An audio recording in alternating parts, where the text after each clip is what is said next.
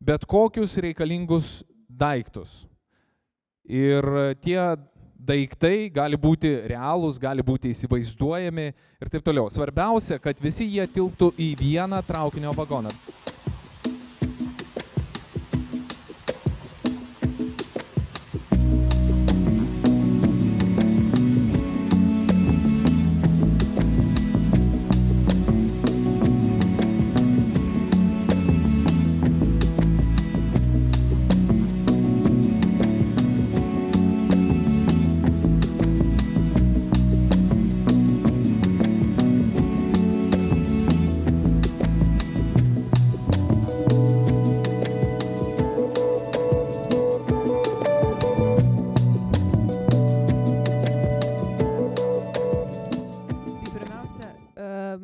Argumentuoti, kodėl deimantų gavyba.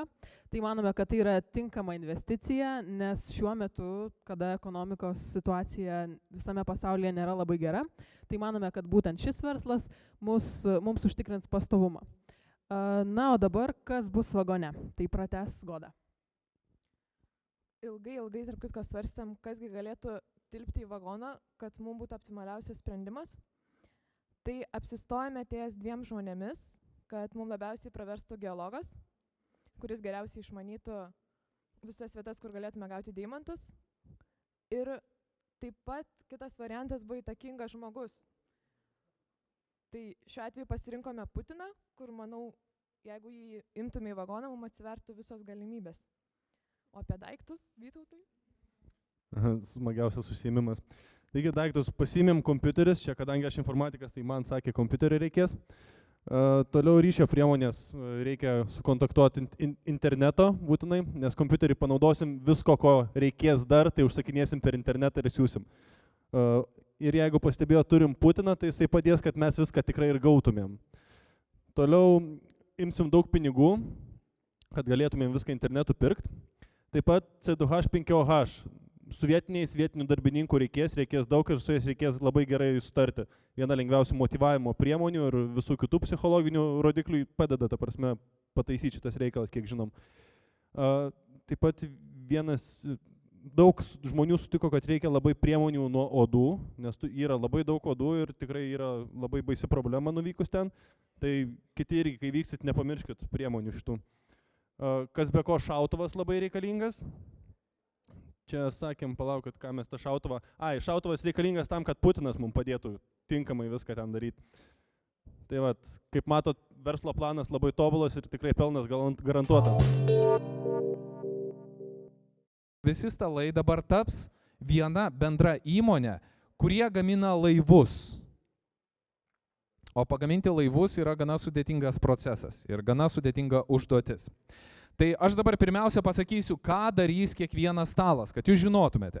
Pirmasis stalas turės gaminti laivų korpusus. Užsirašykit ir nepamirškit. Antrasis stalas gamins labai nesudėtingą dalyką – laivų vairus. Trečiasis stalas gamins laivų vėliavas. Ketvirtasis stalas turės surinkti dalis į galutinį gaminį. Tai yra į laivą su vairu ir su vėliava. Ir penktasis stalas turės visą tai sertifikuoti, kad tai nebūtų šiaip sau laivelis kažkoks paleistas į upę, o kad tai būtų laivas, kuris turi sertifikatą ir jam yra leidžiama plaukioti tarptautinėse vandenėse.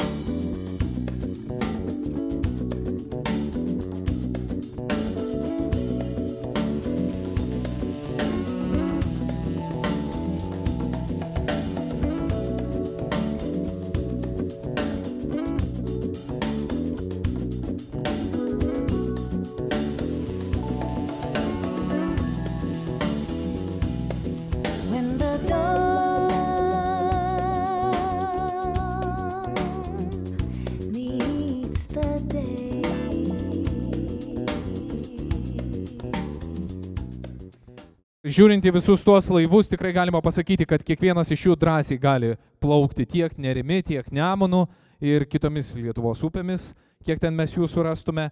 Tai sveikiname jūs su šios užduoties pabaigimu ir tai buvo šį vakarą paskutinė užduotis. Gabiausių trejeto nugalėtojas yra Nerijus Venskus.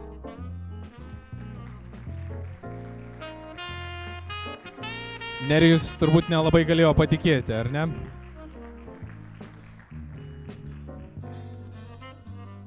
Nerijaus sveikinimai jums.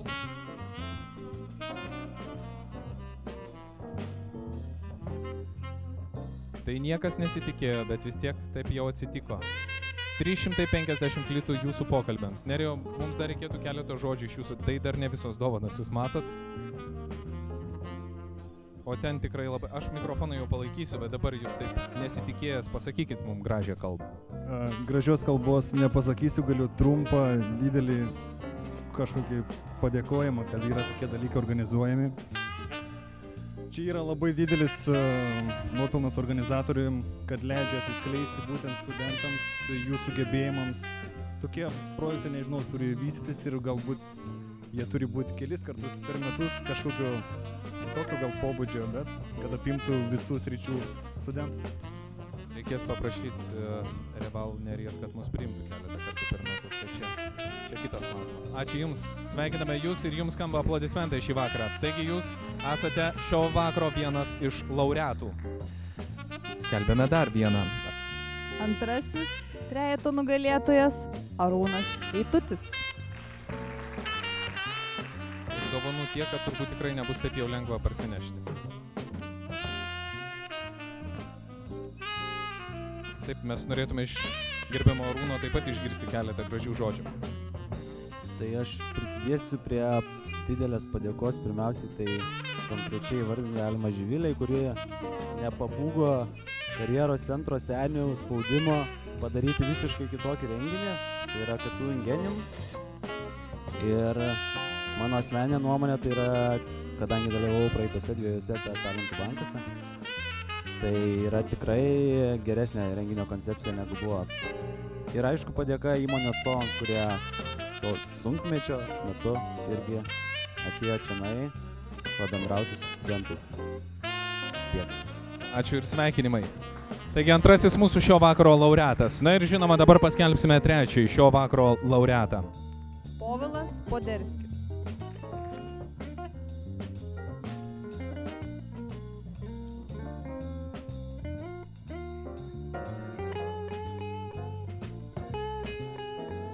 Tai Povilai dabar prašom šalia manęs, nes mes taip pat norime išgirsti iš jūsų irgi jūsų tokios protingos šypsenos. Sprendžiu, kad pasakysite mums kažką labai įdomaus.